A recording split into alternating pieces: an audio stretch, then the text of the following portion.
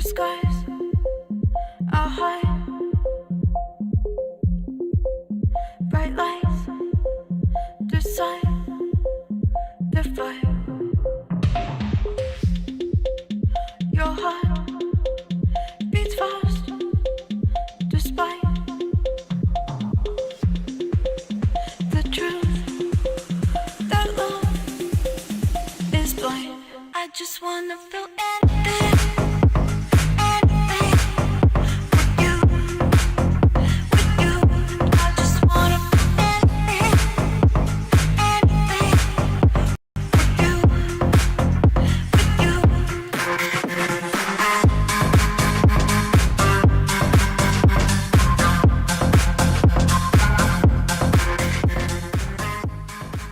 Welcome to the Clean and Filthy podcast with your host, Matthew M.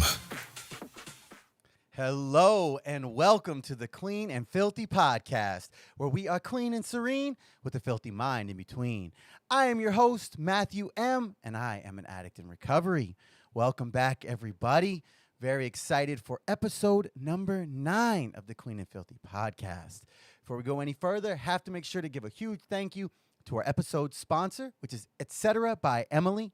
If you're looking for a job or if you're needing any kind of event staffing or party planning, please reach out to her. All the information is in the contact below.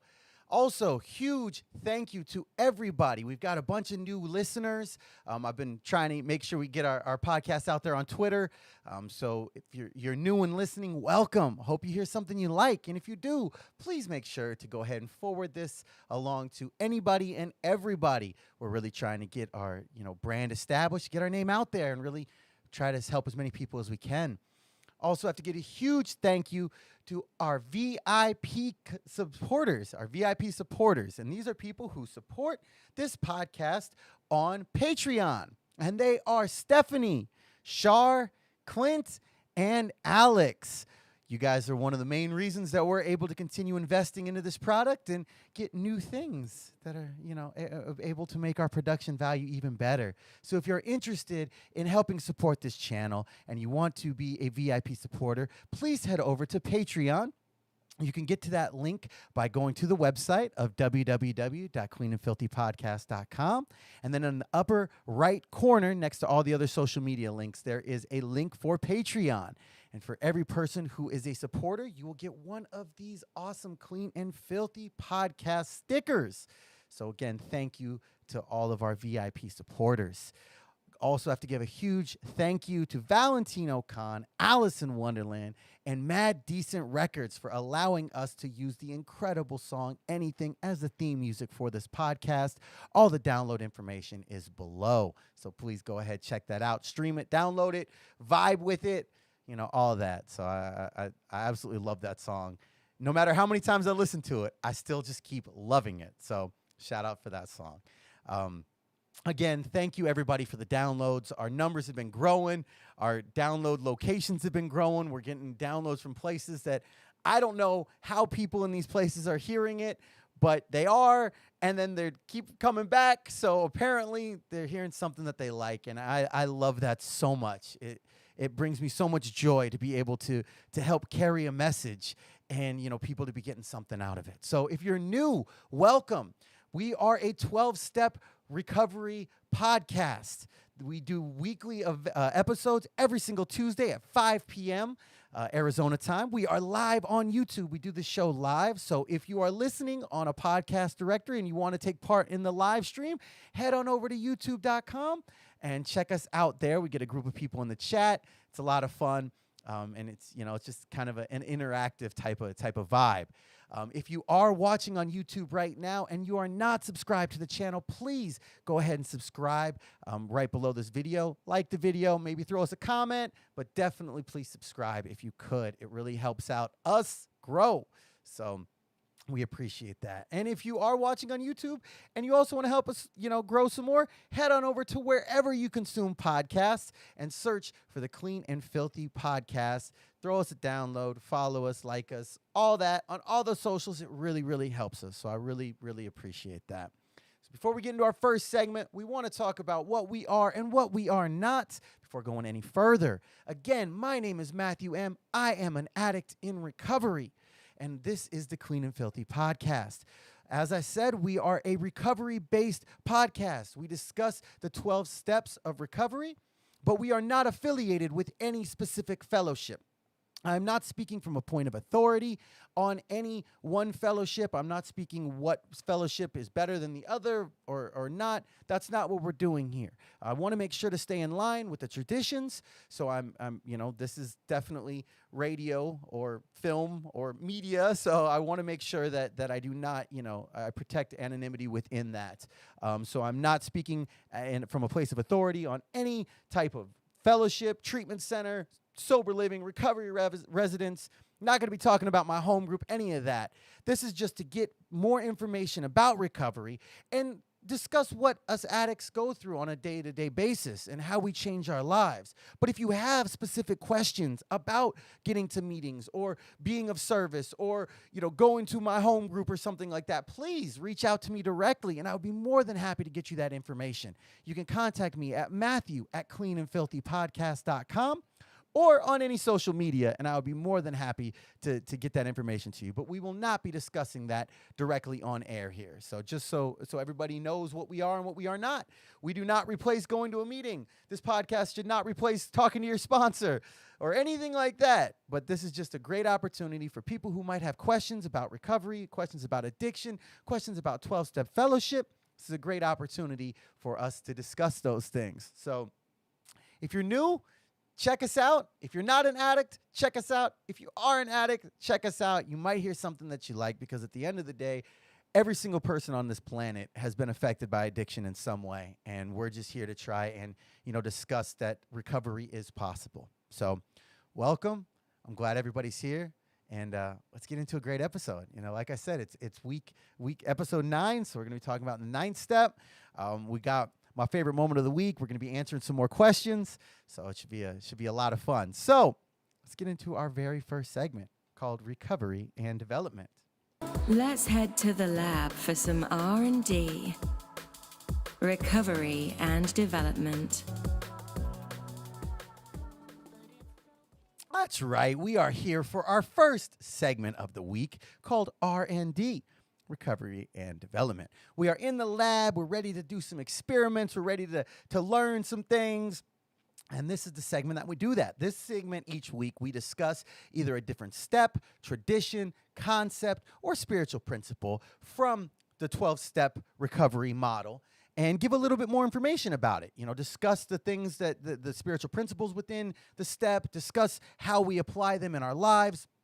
And also the fear or the worry that we might experience while working them. Now, again, if you're not an addict, that's fine. You still really might hear something that you like, that you enjoy. Because the beautiful thing, as I always say, about recovery is that it's not about the drugs. It's not about the substance that I put in my body. It's about having a pathway to living a better life. And that's what the steps do. That's what the traditions do. That's what the concepts do. So, stick around. You might be like, I'm not an addict, but hey, you might hear something that works for you that helps, grow in your own life. So stick around. Again, we are on step 9 this week. Episode 9, step 9. Funny how that works. If you are not familiar with the previous steps, especially step 8, I suggest heading back to the 8th episode of the Clean and Filthy podcast because as we discussed last week, step 8 and 9 really work hand in hand. Very much like 4 and 5, very much like 6 and 7. 8 and 9 directly are related to each other. So what does step 9 say? Step 9 says, we may direct amends to such people wherever possible, except when to do so would injure them or others. Now, the funny thing is the very first line in the literature after that is read, the very first line says, this step should not be avoided. If we do, we are reserving a place in our program for relapse. Now, this is a scary step. I'm going to admit it. This is a step that has a lot of fear around it. This is a step that takes a lot of willingness, a lot of courage, a lot of faith, a lot of acceptance, forgiveness, humility, patience, and love. This is a step that really requires us to have worked the previous steps with a sponsor, up to this point so that we can have developed all of these spiritual principles within ourselves, within our recovery. You know, if we haven't worked a 7th step and haven't gotten that humility, it's going to be a lot more difficult to humbly go into these amends processes and actually make them, you know. And for sure, if we haven't worked a 2nd and 3rd step, we haven't gotten a connection to a higher power, we aren't going to be able to rely on that necessary faith that we have to walk into an amends and not be terrified, not be scared shitless. Because knowing that it's going to be okay because we have the strength of our higher power. And we're going to get into the actual process of, you know, what a direct amends is, what an indirect amends is, what a living amends is, how we make them, and all that. But I want to kind of start from the most important thing within this step, at least for me personally, is the fact that timing is essential. Because for somebody like me, you know, I had a lot of people on my list, or at least I had a lot of amends that I felt I needed to make. Where as soon as I got clean, I was like, yo, I gotta go talk to them. I gotta go talk to them. I gotta go do this. And I got clean in Las Vegas. And one of my best friends lives in Las Vegas.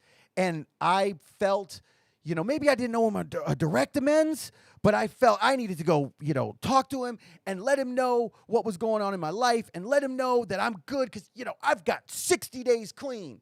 I've got 60 days clean, so everything's great.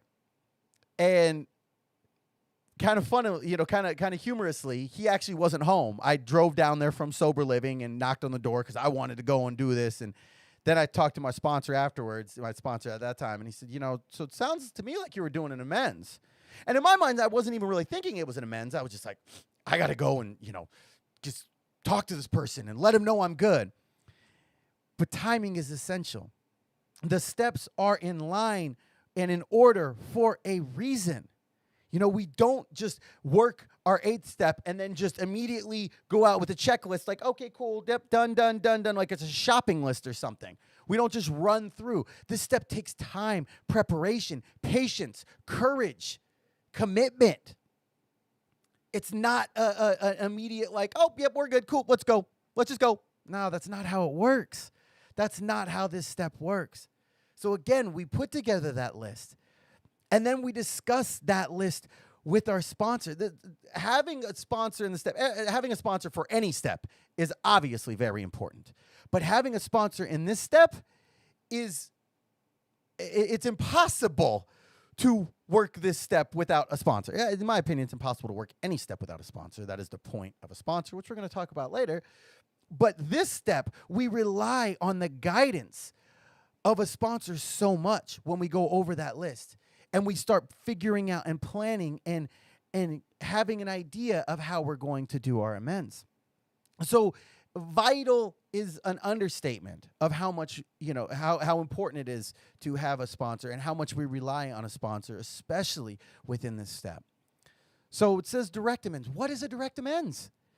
And isn't it just, you know, just apologizing for the shit you did? No, as my son has been saying lately. It is not just saying, I'm sorry. Because as addicts, when we're in our active addiction, I'm sorry are some of the most constant words that we say. But we never really mean them.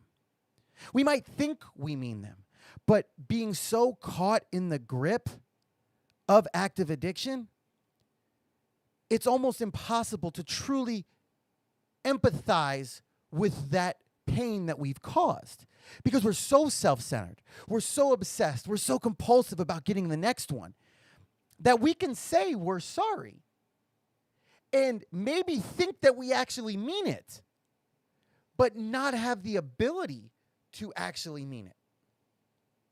So we can't just say I'm sorry. Especially for most addicts. We've said it so many times, nobody's going to believe it. Nobody's going to believe that I'm sorry. Nobody's going to believe the words. Words are just words, especially when we've abused those words for so long. Until we actually put action behind the words, they don't carry much weight. You know, they really don't. talking it is one thing, but when we can actually walk it like I talk it. Hey, walk it like I talk it. Song's trash, but that falls in right here. When we can actually walk it and we can make that change, then our words actually start to carry weight again. So it's not just, sending out a mass text like, oh, I'm sorry. No. Direct amends wherever possible is what it says. And that means face to face. That doesn't mean a phone call. That doesn't mean a text message. That means having the courage to sit across from someone that we have done harm to and take responsibility for our actions. Again, that responsibility that we've been taking in our 4-step, in our 5th step, looking at the patterns of our character defects and how those factor in our 6th and 7th step. This allows us to take responsibility for the harm that we have done. And actually looking at not just the harm we caused, but how we caused the harm. Because a lot of times, there are things where maybe we didn't even realize. We didn't realize how deep it went. We didn't understand how deep the pain was that we caused. Again, because we're so selfish and we're so self-centered, for myself personally, so often without even realizing it. Without it being a conscious thought of like, yep, I'm selfish, I'm an asshole. We're just, it's the basic concept for an addict is to be selfish, to be self-centered, to not think about other people's wants, desires, feelings, emotions. And that's what so many of us do. So actually sitting down with that person and making a direct amends and admitting your responsibility and admitting the actions that you took and admitting the behaviors that you did. And then letting that person speak their truth. An amends process isn't just reading a pre-decided statement of what I'm going to do. Okay, done, we're good, cool, bye. That's not how it works. This is an intimate process. This is an intimate process with someone that we have caused harm to someone that we have carried around a feeling of maybe shame or guilt or sadness. And for once in our lives, we're able to take responsibility for it. We're able to take responsibility for it and to directly do something to make it better. But again, it's not just words. It's not just words. It is actually implementing spiritual principles that we have been accumulating through working these steps so that we don't repeat the action. Because if we make an amends and then go and do the same action again, then we haven't learned. We haven't changed. It's just words. We're just talking it. We're not walking it. Walk it like I talk it. Hey, walk it like I talk it. All right. That'll hopefully be the last time I do that this segment. Now I'm going to be singing that stupid-ass Migos song all damn day. Anyway, I digress.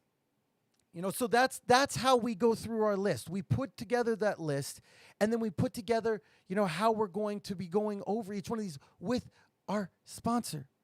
Another thing that always comes up for most addicts is there's going to be some element of financial amends. Because being a drug addict is expensive. It's a very expensive thing. And most of the time, for a lot of us, especially towards the end, we ain't making the money that we, maybe started making, when our addiction was first taking off. I know that was my story. I went from having a good job that paid me with 401k and benefits to absolutely no job. And my job became full-time friend of Walmart, or maybe enemy of Walmart. I don't know. Like enemy of the state, but enemy of Walmart. That was pretty much my job. So guess what? We're going to owe a lot of financial amends for a lot of us. If you don't, congratulations.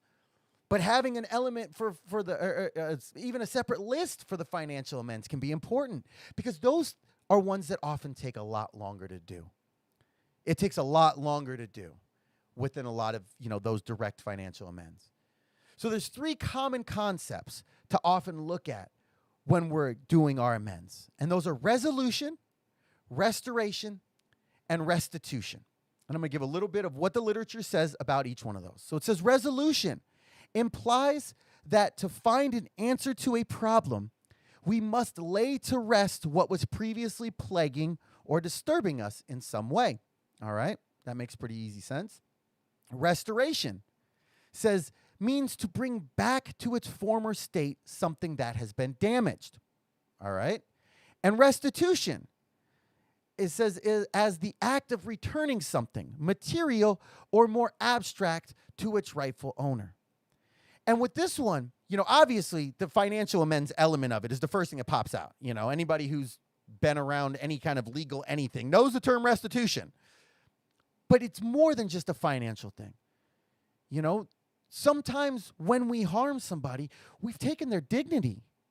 We've taken their love for granted. We've abused their love.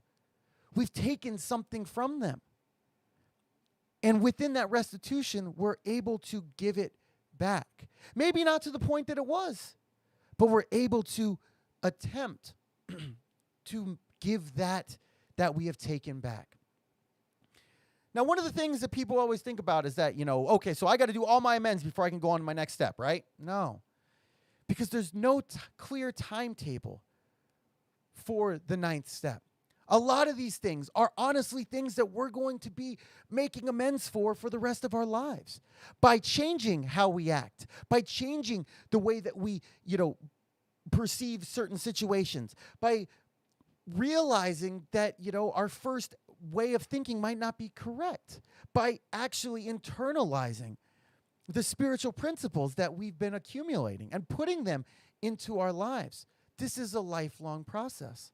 It's not a, like I said, grocery list, checklist, boom, boom, boom, boom, boom, I'm done. Nope. Mm-mm. That's not how it goes. Because there will be people that, again, like I've talked about before, we're not perfect. We are human. We will make mistakes. We will harm people. We will harm people, and we will need to make amends for that. So there's no clear time frame. Like I said, some of them are continuous throughout our recovery. We truly will spend the rest of our lives trying to change to not cause harm again. I had a situation with this that occurred early on in my recovery. We were hanging out after a meeting, and unbeknownst to I had no previous knowledge of it, but, just joking around, whatever, I scared an individual. Just jumped out. Ah! I scared the person, right? I had no idea that she had trauma associated with that action, with me doing that. And the previous me would have just been like, whatever, that's not a big deal. Like, deal with it on your own. But that's not spiritual. Because even if my intention wasn't to cause harm, I caused harm in that moment. I led to somebody sitting in the middle of a restaurant crying because of something I did. So I apologized. Obviously, I said, I'm sorry, I didn't know that. But again, it's not just saying I'm sorry. What I did was make sure that I never did that again. Because that is the spiritual solution within that example. That is what we do. We don't just say the words. We actually change the action. Because I don't want to harm somebody. Even though I had no idea, I still felt bad. I still felt bad that in that moment I had caused harm. So we do whatever we can to change in that situation. And one of the things within the ninth step is that the point of it is that we are just trying to clean our side of the street. You'll hear that a lot in recovery. Keep your side of the street clean. Worry about your side of the street. And that's what we're doing here. We are doing this not for the other person.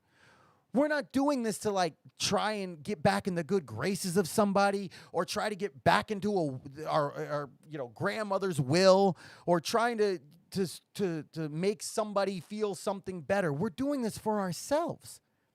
We're doing this so that we can break free of the shame and the guilt and the pain that we have been carrying around because of the harm we caused. So obviously, it's a beautiful byproduct when we can help repair those type of things.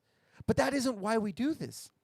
And that's a very important thing to realize, because we have to be very prepared by working with our sponsor prior to making an amends, by relying on our higher power prior to making amends.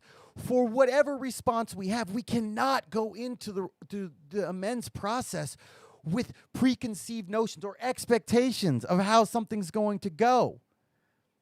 One of the most important things for me personally in my story was I made sure to just say a prayer beforehand. And remember that whatever happens, good or bad, from this amends process, it's going to be okay. Whatever the person's response is, good or bad, it's going to be okay. Because I'm doing the best I can with my part. I'm cleaning up my side of the street. And if that leads to everything being great on their side of the street, cool. But that's not the point of it. We are doing this to help clean up our side of the street. And again, sponsor, very helpful, can help work through some very difficult or painful amends and have an idea. You know, I've seen some sponsors who literally they'll write out kind of bullet points with you, and you'll lay a game plan of how it's going to go, and you'll have an idea of how it's going to go. But to quote Mike Tyson, everybody has a plan until they get punched in the face, and that is the truth when it comes to amends. Because you can have the best laid out plan and think it's going to go amazingly, even if you aren't, holding expectations, but thinking it's going to go really well, and it can go left like that. Snap. That part. And that is okay. Again, why we need to have faith in our higher power, why we need to have trust in the program that is okay. Because I know for me personally, I had a couple people on my list. And I had a couple I didn't think were going to go that well that went amazingly well. And I had one that I thought was going to go great. And it didn't. And that's okay. I felt some feelings afterwards, I really was, in my mind, I thought it was going to go so well. I had these expectations that this is going to be cool, everything's going to be good, we're going to go back to being friends. He's going to be engaged. We're going to talk afterwards. I'm going to do my amends. Then we're going to hang out. We're going to bullshit about poker like we used to do. And that didn't happen. Instead, it was about 7 words were said in response to what I was saying. And I haven't heard from him since. And that's okay. Because all we can do is just do our absolute best giving that amends. It's not up to us if the person's going to accept it. It's not up to us if they're going to just open arms, everything's going to be great. All that we can do is just make that amends. Everything else is out of our control. And that leads to another element of it. If we make that amends, if we make a genuine, honest amends to somebody, and it's not reciprocated, it's not, accepted, we did our part. We did our part to the best of our ability. That doesn't mean that, that we need to keep trying and beat that person down with amends after amends after amends. That's not how it works. That's not how it works. Once we have done a genuine, true amend, then we officially have kind of detached from it. And hopefully it's well accepted. And if it's not, that's okay, because our responsibility ends once we have done a genuine, honest, direct amends. And it's interesting because, with the list of people that I had, it was difficult for me with some of them because I had a lot of people from my past who I had, kind of robbed their friendship. I had essentially just gone radio silent for multiple years for people who really cared about me, for people that I wasn't thinking that I caused harm to, but by doing an amends to them was able to refund that harm in a way, was able to acknowledge their feelings and state that was not my intention. But while it was not my intention, I accept responsibility for my actions. What can I do to help? And that's something that we have to do. We have to ask what it is that we can do to help out the situation. I was talking with another addict before, and her sponsor doesn't recommend that, because what if the person says, I want you to go jump off a bridge to make it better? That's obviously a very extreme example. But I feel it's incredibly important to ask that person what can be done in some way, shape, or form to make the situation at least more right.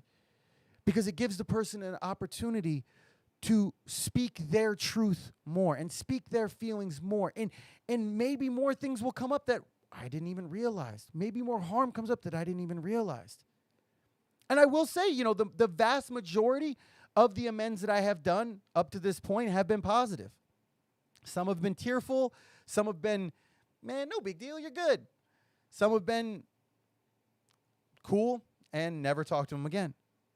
And that's okay, because no matter what comes up, I'm okay. I'm okay being able to let that go. And I did my part honestly and as genuinely as I could. So one thing we also have to talk about, and we mentioned it last week when we were talking about building that list, is what about making amends to people who owe you amends as well? And this is something I still struggle with. I can completely admit this. I can still justify in my mind, with over 3 years clean, reasons why that person doesn't deserve an amends. And that's not spiritual.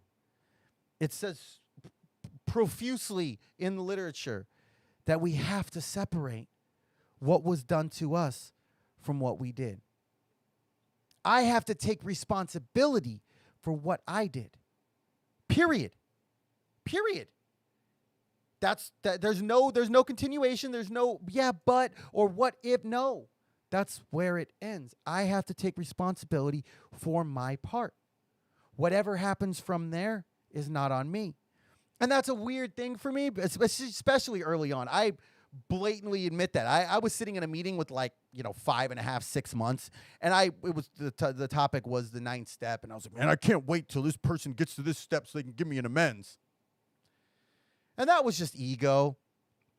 That was control. That was me taking somebody else's inventory because I still felt some kind of way and I still felt some kind of feelings, whatever. But that's not spiritual. The spiritual part is that we take responsibility for our part. That's it. And, I had a couple people on my list that are like that. And those have been the ones I've struggled with the most. And with that being said, I am committed. I'm putting it on air here. I am committed that I'm going to take care of 2 of those amends. I finally have the willingness to do them and take responsibility for my actions. And I'm using all you guys to hold me accountable. So just putting it out there. I need y'all to keep me accountable on that. So that's what we're doing with that. So what about the part where it says, except when to do so would injure them or others? Now, this is where your sponsor can be very, very helpful. Because for some of us, we might have things on our amends list that could land us in jail. That could, potentially change our way of living completely. So those are things that case by case basis we need to look at. Or maybe not just with our sponsor, maybe talk to an attorney. Maybe talk to a doctor, maybe to whatever the harm that was caused relates to. That's where we go. That's where we direct our energy and ask for help. Humility, asking for help. That humility is so constant through the steps, and especially after the 7th step, because this step here in the 9th, we have to be living in an element of humility with this and asking for help and saying, I don't know. Help me. I really need to get a button of that. Just help me in a Kevin Hart voice. That's probably going to be in here at some point. That is what we do, but we have to look at, certain things. Like, what about for somebody who maybe doesn't know that we caused them harm? That could be considered injuring that person. And those are the things that we discuss with our sponsor. You know, it says in the literature, we want to be free of guilt, but not at someone else's expense.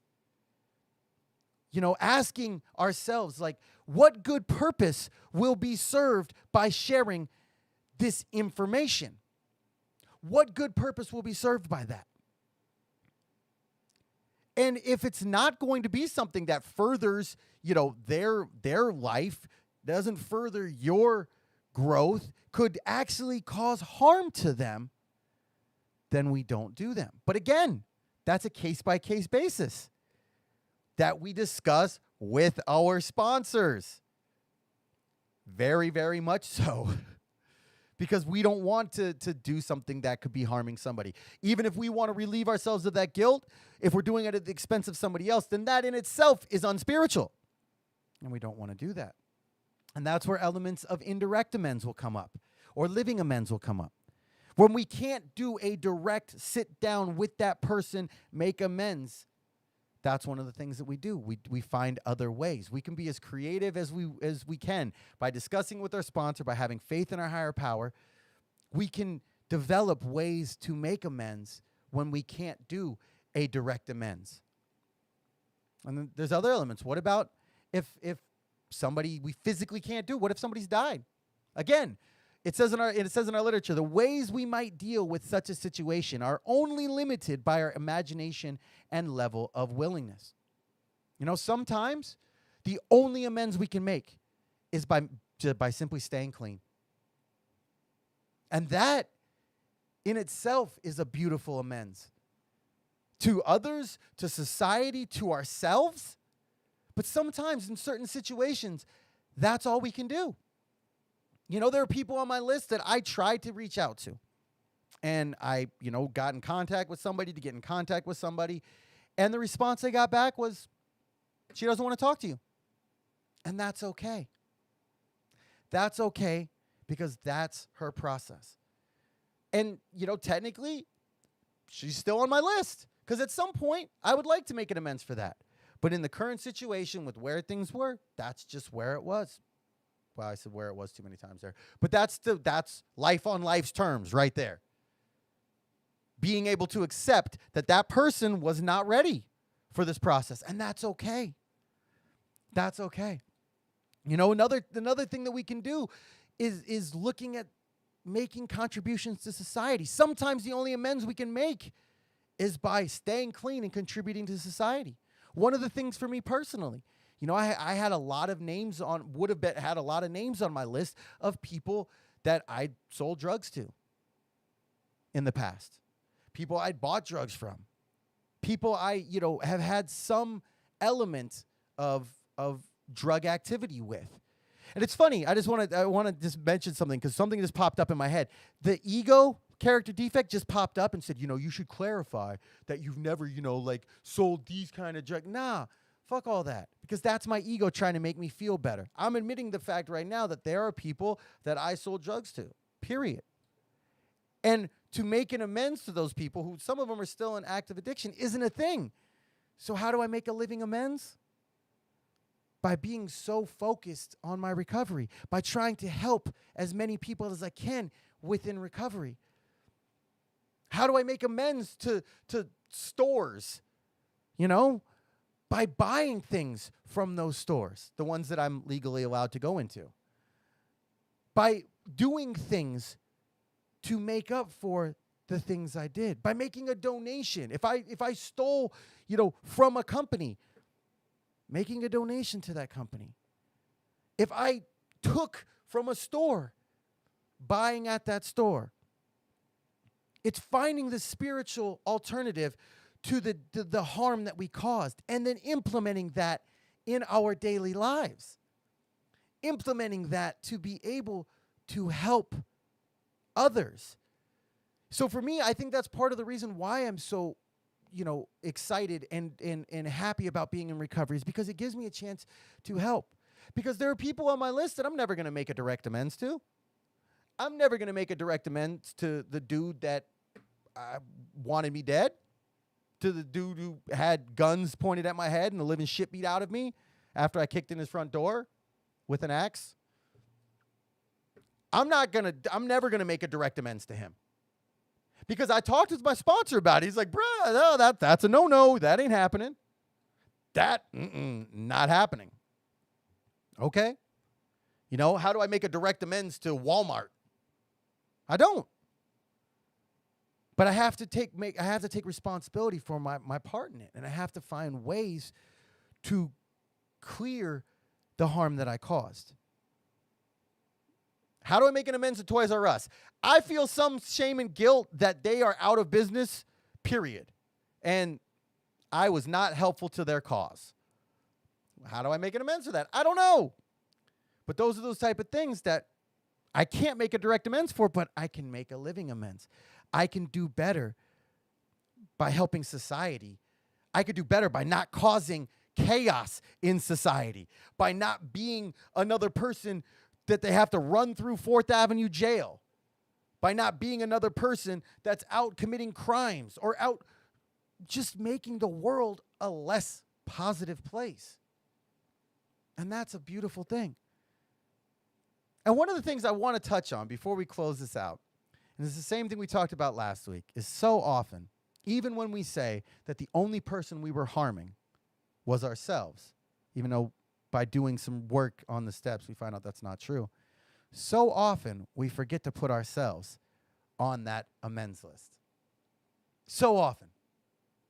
I can admit that. I put myself the very last.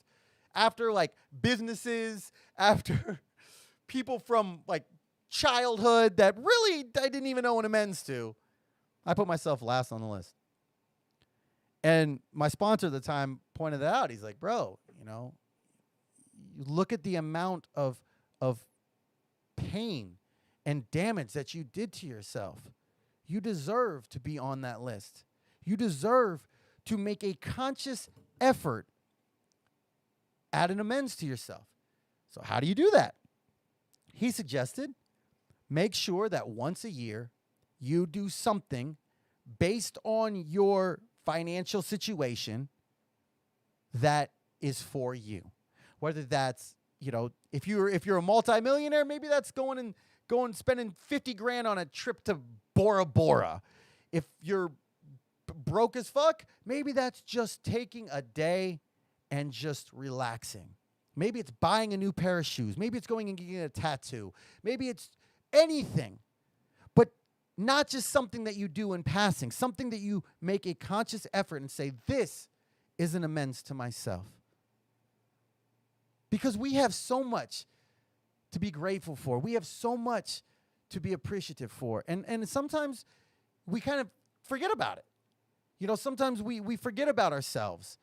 But that element and making sure we're on the list helps us grow, helps us feel good about ourselves.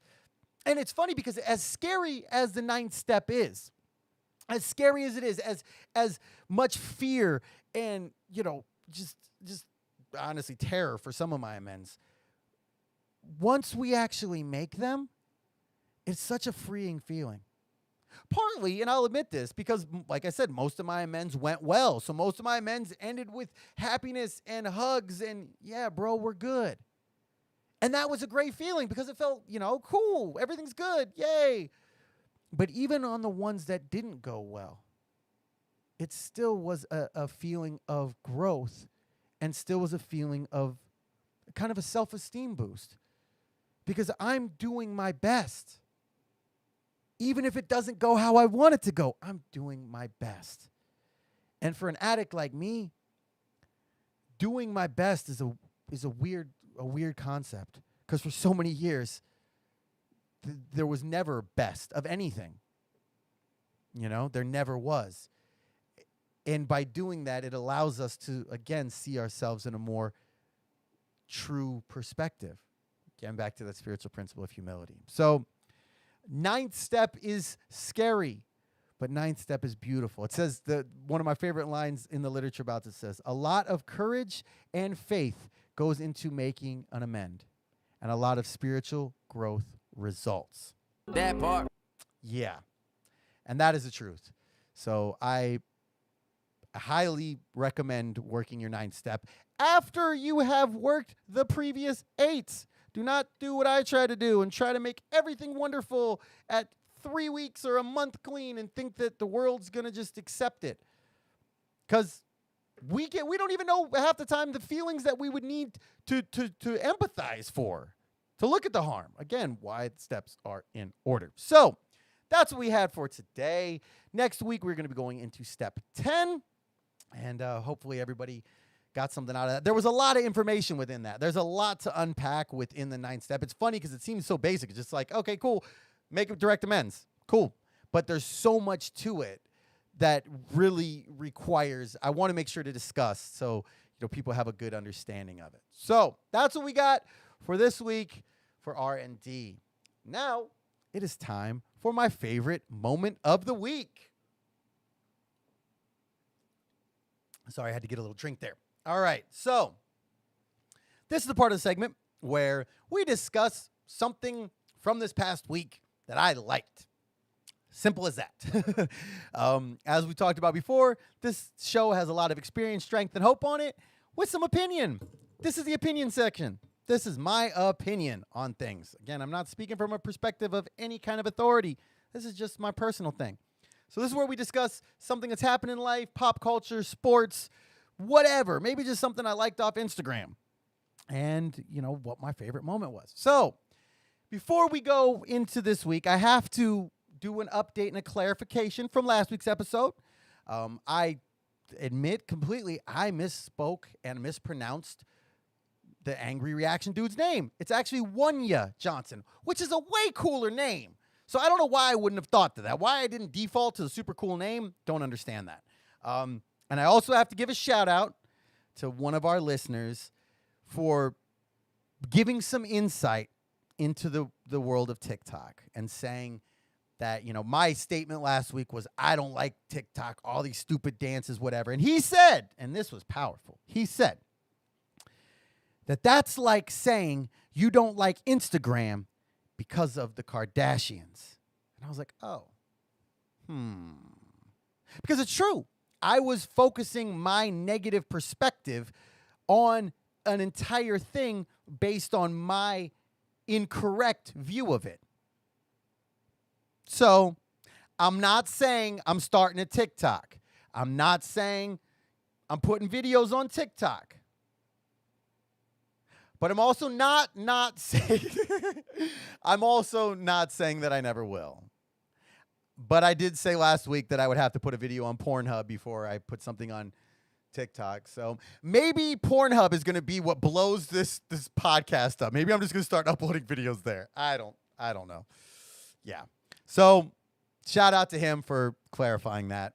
I can admit when I'm wrong, and still not admitting I'm wrong enough to actually go and subscribe and create an account. But shout out to the people out there who still send me all them TikTok fire. Yeah, appreciate it. All right. Also, it's just a running thing every week. Shout out to Falcon and the Winter Soldier. Episode was incredible. The Wakanda connection. Oh, my God. And the last scene with Captain America's shield, bro. Fire. That's all we're going to talk about that. Got to give a shout out to Hideki Matsuyama for being the first Japanese golfer in history to win a major. As I said, I like golf. I like watching golf, at least the majors. I like playing golf. I'm not very good. Shout out to Mark. You will beat me whenever we go ahead and play. I was good. I had to have back surgery. I'm not good anymore. That's how it is. Have to give a rest in peace to DMX. He actually passed away this last week. We discussed it a little bit last week in terms of, the ramifications of his overdose. But one thing that I have, obviously that's not in my favorite moments of the week, but one of the favorite things of the week was seeing all of the different stories that have come out. A lot of times when somebody passes, all of their positive stories come to light. And again, I'm not saying that everything was great about him. I'm not saying that he didn't do some foul things, but at the end of the day, he was an addict, and I've got love for every single addict in this world. And like little stories that came out about like him, growing orchids was pretty cool. I got to see him in concert. It was still one of the best concerts I've ever seen. I saw him when he was like well past his prime, and he still absolutely destroyed it. So shout out to him. And also like the classic 1999 Woodstock performance. That was one of the greatest concert performances, period. Also have to give a shout out to one of my favorite streamers, OMG mobile gamer Trevor. Shout out for getting engaged. He's actually the one who has this sound effect. And I will say your engagement is not garbage. Absolute trash. definitely not garbage or trash. So shout out you to Breast. Love that dude. Also fellow, brother in recovery. So, but we're going to get to my actual favorite moment of the week. And I will admit, this is my favorite. This is my favorite moment of the week. And some weeks there aren't, major news stories, at least not positive ones. As I've said before, if I was doing my least favorite moment of the week, I would have a laundry list from just this last moment or just this last week. But we don't do that here. We want to stay positive. We want to keep it good. We want to keep everything happy. So my favorite moment of the week was my best friend getting 3 years clean. And there's this part of me who really just wanted to spend this entire segment just telling you why my best friend is better than your best friend. Fight me on it. Let's go. That part. But I was told not to do that. So I'm going to layer this a little bit more and tie it into the fellowship perspective from a whole. Because one of the greatest senses of joy, one of the greatest opportunities for joy that I have received in recovery is watching people that I love and care about grow and gain clean time. And not just gain clean time, but gain recovery, because clean time doesn't equal recovery. And sometimes recovery doesn't equal your clean time. Sometimes somebody might have way better recovery with almost no clean time than somebody who's got 30 years clean and almost no recovery. But watching that and being able to just have unconditional love and unconditional excitement for people is one of the greatest things I felt. Because so often in my past, especially towards the end of my active addiction, so every little thing, every friendship I had parameters on it. It had parameters on it in terms of, okay, I'll do this for this person because I'm going to get this back in return. Or, I'll talk to this person because of what they can do for me or what they can get for me. And the feeling of unconditional love that we have in the rooms of recovery is the exact opposite of that. It's doing something for somebody just because we can, just because we want to help, just because we want to make them smile. Being able to go and spend money on somebody, being able to buy gifts for somebody, being able to just take the time in life to just make sure they know they were thought about. Something as simple as sending a person a congratulations on your clean time message or throwing them a shout out on social media or whatever. That's that unconditional love that for me is unlike anything I felt before. I'd felt love before, but often in life, so much love has parameters on it. So much friendship has parameters on it. Especially for me, especially towards the end. The only people I was talking to were people that I could get something from. But in the program, it's just about that love of being able to do something for somebody, being able to help somebody, being altruistic. And that's something that I never really understood prior. Even when I would just try to make somebody happy in the past or try to make somebody laugh, there often were ulterior motives to it. There often was some hope that I could get something out of it, some need for something more. But we don't do that in recovery. Well, at least if people are being super spiritual, they're not doing that. And I'm not saying that that's an all across the board things. There are times, especially before I had more spiritual growth, that I still was looking at quid pro quo type of things or thinking about things from a what can I get out of this situation. But the longer that we have clean and the longer that we're actively growing and actively working a program of recovery to work those spiritual principles into our lives, the more that the desire to do good becomes so much easier. The desire to do something just to make someone smile. To do something just to know so that person knows they're appreciated. The phone calls at midnight, right when they hit their clean time. The horrible singing of happy birthday. Shout out to you, Paige. Just saying. The congratulations, the cakes after the meetings, the going back before COVID, going out and getting a room full of addicts together, rolling 30 deep into oreganos and just taking over the back patio. Those are the type of things that help us realize and be celebrated and realize like what we're doing is a miracle.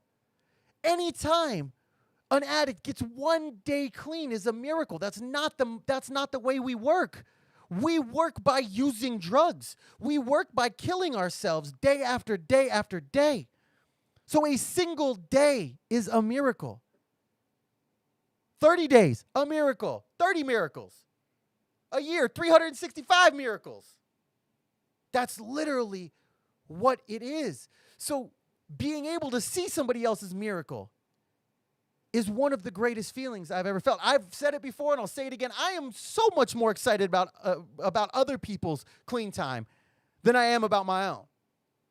Like, I get so much more hype, especially this last year. Because this last year, for me getting 3 years, it just didn't seem, it was weird. It just was like, it didn't seem that exciting. But somebody else getting 3 years? Somebody else getting a year? That's the shit that I love. That's the shit that energy and that love and that excitement is one of the greatest things and one of the reasons that I love to be around the rooms. You know, it all goes back to the first convention I went to, as we talked about, where the first time I was part of a clean time countdown and hearing 1,500 people cheering, you know, that was an exciting thing for you. That was like a spiritual awakening type of moment. And I've always had a huge just desire to see people pick up clean time.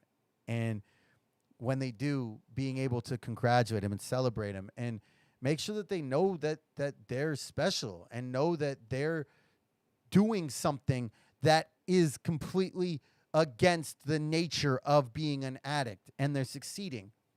And that's why, you know, some people are like, oh, I don't care about clean time. I think it is a very important thing. I think it's very important that we do celebrate people's achievements. Because if we're being celebrated, we feel levels of gratitude in a way. And as we talk about, a grateful addict doesn't use. So there's no other way that I could go into my favorite. There was nothing else that could be my favorite moment of the week. My best friend got 3 years, period. That's my favorite moment of the week. So that for me is you know, it's just how it is. I love that element. I love that. I get so hype over that, of being able to care about somebody or something else enough to actually empathize or care or love unconditionally or whatever. Because so often in my past, I couldn't give a shit less about shit. But just for today, I'm able to care about other people. I'm able to empathize with other people. I'm able to celebrate other people. Not for my own selfish gain, not for what I can get from this person or what this person has to offer or what they're going to give or whatever. No. Just because as addicts in recovery, that's what we do for each other. So that was my favorite moment of the week. Shout out to, well, we'll get to those shout outs in a second. But, you know, for me personally, there's no way, it doesn't matter what else could have happened this week. For me, that's my favorite moment of the week. And if you didn't vibe with it, I'm sorry, but I did. So segment was a little bit for me. So that's what we got.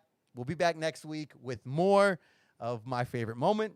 And of course, if you have anything from news or funny Instagram videos you want to send over, I'm on Instagram. You can email me, Matthew at CleanAndFilthyPodcast.com. If you want to send me good TikToks, I'm not opposed to it. I'm not saying to do that, but I'm not saying to do that. That part. So that's what we have for this week. And now we are into our next segments. It's time to Ask an Addict with your host, Matthew M. That's right. We are in our Ask an Addict segment where we answer viewer and listener questions, because I'm an addict, so we're asking this addict. I'm the resident addict here.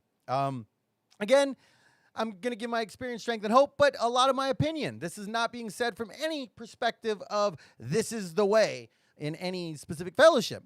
We're just talking about what has worked for me and answering things from my perspective on things. So again, I'm not saying the right perspective, but they're my perspective. So the first question that we had, and of course, before we go into that, if you have any questions that you would like to have answered, please send them over. We have an entire contact page on the website, www.cleanandfilthypodcast.com. Go to the contact page, send in your questions, name, all that. Might get answered on air.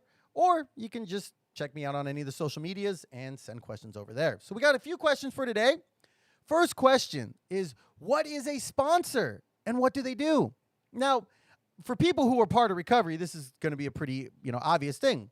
Most people know what a sponsor does, but there are people who don't, or maybe who think that a sponsor is something that they're not. Maybe it's what's portrayed in movies or on, TV has an incorrect perspective on what a sponsor is.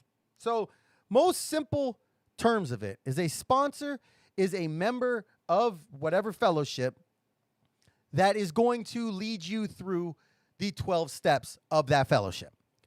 A lot of fellowships, it's pretty expected that the sponsor has worked all 12 steps, but that is not a requirement. There are certain, areas of maybe the country that there aren't a lot of members, and maybe somebody sponsors sooner than that. That's up to the sponsor and that area more than anything. It's not a set thing of like, oh, you have to have this to do this. But it's usually expected that the sponsor has a good understanding of the 12 steps and can lead you through it. Now, with that being said, a sponsor is not necessarily your friend. It's not, they're not your lawyer. They're not your therapist. They're not your banker. A sponsor, at its most basic level, is a person to take you through the steps. That is it. But there are different elements to that, because some sponsors are more step sponsors, like I just described. And then there are other sponsors who are more day-to-day sponsors. There are people who want to get you to meetings and take you to meetings and, get you involved in recovery and get you involved in a home group. There are those as well. And I found personally that a mixture of the two is great, because as a sponsor, I'm all about working steps. But I also realize, especially for a lot of the people I've sponsored early in, coming straight out of treatment, there's that need to get involved. There's that need from a day-to-day perspective. So I don't think there's one way that's a right way or a wrong way. At the end of the day, a sponsor is somebody to guide you through the steps, to share with you their experience, strength, and hope as to what has worked for them. Be able to answer questions, be able to give guidance, be able to give, those things that when we first come into the rooms are so confusing. And, what does it mean when you say this term? And what do we keep coming back and this and that? And like, well, what? So a sponsor is a guide. And like I said, that doesn't mean that they aren't going to become a friend. That doesn't mean that they're not going to become, something more than that. Like something, a true best friend, somebody but that isn't necessary. That isn't necessarily the case. I've had sponsor relationships with my sponsees. Some of them I'm not friends with. We do the work, cool. I've had others where we become really good friends. Where we're going to the gym and working out and all those things. So it's not a specific script as to what a sponsor does, more than a sponsor takes the person through the 12 steps, and then hopefully traditions, and then maybe concepts, and then do it all over again. So that is what a sponsor does. Like I said, a sponsor doesn't do a lot of things. They don't, give you legal advice, I guess, unless they're a lawyer. They're not bailing you out of jail, though they might. But, I mean, those are things that aren't like sponsorship duties. A sponsor's duties at the most basic level is to take somebody through the steps and give insight as to how it worked for them. That is the point of it. Some might, some sponsor relationships might grow in completely different ways. You might end up being best man at their wedding, or they might be best man at your wedding. Who knows? All those things are possible. Might end up godparent to your kid, maybe. Or maybe it's somebody that you work with to work through the steps, and then you're good. And I want to make sure to mention that, like, when somebody's looking for a sponsor, just because you get a sponsor doesn't mean you're locked into that sponsor. I've always told sponsees that if you find somebody that works better than me, go with them. Because at the end of the day, all I want to do is to make sure that that person gets the best out of their recovery that they can. So just because you work through steps with one sponsor doesn't mean you do the same with the next one. I worked all 12 of my steps with one sponsor, and then I got a new sponsor, and now I'm working steps with that sponsor. That can be your story. You can have the same sponsor for 80 years of clean time. There's no set, structure with that other than sponsors there to help lead you through the steps. So that's our first question. Second question I got, and this is interesting. It says, I've had some, people inquiring, what equipment do I use to film this podcast? And, I want to let people know that you could, if you have a message that you want to get out there and you think it would be an entertaining podcast, you can do it very easily. At the end of the day, there's not a lot required to get into the podcasting, live streaming type of game, if you will.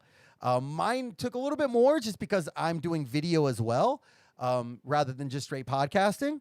So I use a GoPro Hero 8 camera, Black Edition with the media mount on it. That goes into an Elgato 4K capture card so that everything can go into my computer, which is an old i5 quad-core, like DD3 RAM. Does have a nice graphics card. It's a 980 Ti. And then that loads everything up into OBS software, OBS Studios, and then that gets broadcast out onto YouTube. I have a backup camera, that one right there.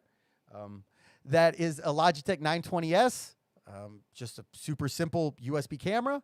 I've got my Rode Pod mic, which I love personally. I've got my Rode PSA-1 boom arm. Just got this thing. I'm super happy. I just got my new purple cords as well. Love how it looks. If you're just listening right now and you're not watching, sorry, but come and watch the video. I've got my Elgato 4K. My Elgato Stream Deck. Love this thing. It's a lot of fun. I'm running through an old 20-year-old Alesis mixer that I had from back when I wanted to be a music producer. Still works. I've got a homemade light, hence why we're still trying to figure out lighting things. And I've got a homemade green screen behind me and just a random computer chair. That's it. Oh, and Bowers & Wilkins P7 headphones. And a lot of those things aren't even necessary. A lot of those things aren't even necessary. So it's not, I thought it was going to be much more difficult to get started. And I thought there was going to be so much more required, but honestly, there's not, and as my, quality of product grows and as the elements of this podcast grow, I will be able to put out a better product. But as it is right now, I mean, obviously my podcast isn't the greatest production value or the stream isn't the greatest production value, but it's able to get the message out, which to me was the most important thing. Of course, I want things to look bright and shiny, but that's not the main goal of it. If those things happen as well, cool. And we'll get them there eventually. But right now, my biggest thing was having a clear ability to get a clear message out, which I think we're able to do here. So it's pretty cool. So that's what I use. I'm sure in the future we'll probably do an update as to the new things I use. But as of right now, that's what I use. And, I've been able to put out a product pretty simply with only a couple of minor user error hiccups. So that's what we use. The next question I had is, why do I say just for today? And this is going to be something that this is a question from somebody who isn't in recovery and doesn't understand that concept. So this could sound a lot of times for somebody who doesn't understand what we're meaning. It can almost sound like I'm saying I'm going to relapse in the future. Or we were in regards to last week's statement about steroid use. And I said, just for today, I'm not using steroids. Well, that in itself, what that means is that I'm not looking anything past today. As an addict, we live in the today. We don't live in the past. We don't live in the future. We live in the here and now. And that in itself, by living just for today, means I don't have to worry about the future. I don't have to say I'm never going to do something. Because for an addict like me, the term never, ooh, I don't like that. That makes me want to do it even more. Don't say I can never again. But to somebody who's not familiar with that term, I could see where it sounds like very non-committal. Like, oh, so you're saying you'll never use, you're not going to say you'll never use drugs again? Like, no, I'm not going to say that. I'm going to say that just for today, I'm not using drugs. I don't have to worry about 10 years from now. I don't have to worry about 10 days from now. I worry about today. And when we live our recovery one day at a time, we don't get caught up in all of the potentials, in all of the worries about, or of all of the future tripping, which an addict like me loves to do. So I don't have to do that. If I'm living just for today, I don't have to worry about that aspect of it. And I might live that same just for today for the next 10 years. But it's a lot easier for me to do that than to say, I'm definitely not going to use drugs for the next 10 years. Saying that, I can't say that. That's terrifying to me. But I can say, just for today, I'm not going to use drugs. And then tomorrow, I'll say, just for today, I'm not going to use drugs. And maybe that'll turn into 10 years. I don't know. But I know for me personally, I have a much better possibility of success if I'm living just for today than if I'm saying never. So that's what that term actually means. That's what you'll hear a lot in recovery is just for today. Because I'm living just for today. I'm living my recovery just for today. Tomorrow, it all starts again. And what I do today doesn't help tomorrow. I got to do it again tomorrow. Because it is a just for today program.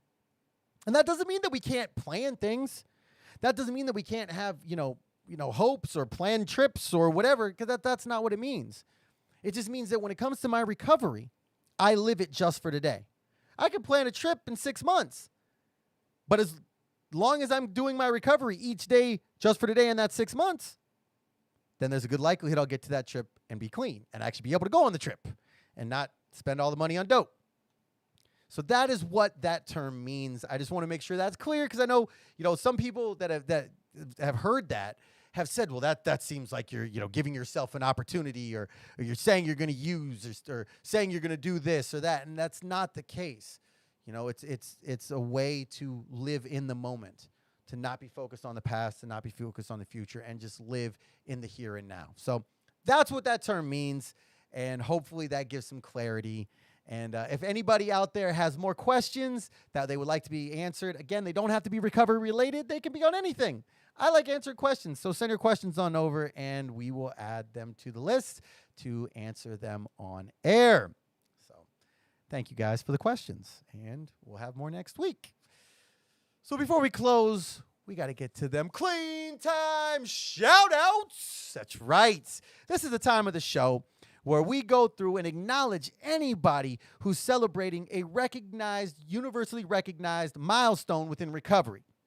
So those are, anybody up to 29 days, which is a newcomer, 30 days, 60 days, 90 days, 6 months, 9 months, 1 year, 18 months, and multiple years clean. We also like to acknowledge other fun numbers. So if you're getting 100 days, 500 days, 1,000 days, 10,000 days, let us know. Because, once you get up to them higher numbers, you don't have as many options coming around to celebrate. And as I said, I love celebrating people's clean time. So this is where we do that. So if you have a clean time milestone coming up, make sure to send a message over to myself, Matthew, at CleanAndFilthyPodcast.com or on any social media with your name and how much time you are celebrating between now, and next Tuesday. And we will add you for a clean time shout out. So first up, as a newcomer, we've got Justin. Welcome. And next up, as a newcomer, we got Sophie. Good job. Stick around. Then with 90 days, we've got my sponsee brother Todd. Well done, man. And then next with 9 months, we've got Aisha. Almost to that year. Keep going.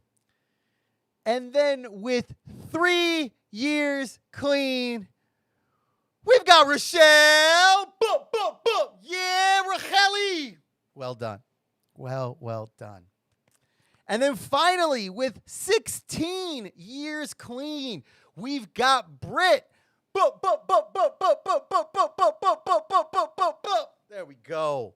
Well done, everybody. In case you weren't familiar, we do them bups for each year. So, well done, everybody, picking up time today. If you didn't celebrate any clean time today, don't use, and guess what? You will. That's literally how this works. This is truly how this program works. So Shout out to everybody. I love each and every one of you. We are officially at the end of our time. But a big shout out again to our VIP supporters. Big shout out to our episode sponsor, Etc. by Emily. Big shout out goes out to, again, Valentino Khan, Alice in Wonderland, Mad Decent Records for letting us use this amazing song. And check out all of their information down in the downloads below. Please get out there, like, comment, subscribe, share, download, follow, tweet, retweet, all that to help us grow. And remember, I love each and every one of you. Even if I don't know you, I love you. Thank you for being a part of my recovery. See you guys next week. I just wanna